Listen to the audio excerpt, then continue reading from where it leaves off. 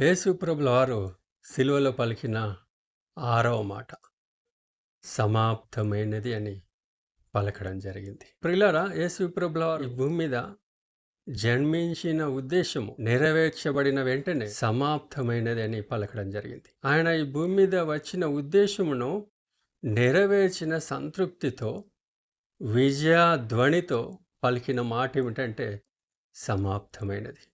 ఆయన వచ్చిన కార్యము దిగ్విజయంగా ఆయన ముగించున్నారు. ప్రియులారా, ఆయన ముగించిన పని ఈరోజు రక్షింపబడిన వారి జాబితాలో ఉన్న మనము ఆ పనిని కొనసాగించేవారిగా ఉండాలి.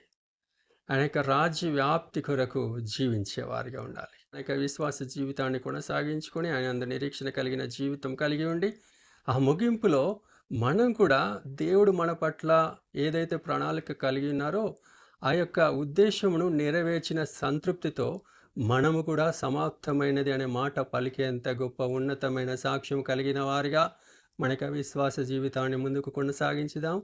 అటువంటి గొప్ప ధన్యత ప్రభు మనకు అనుగ్రహించునుగాక. ఆమేన్.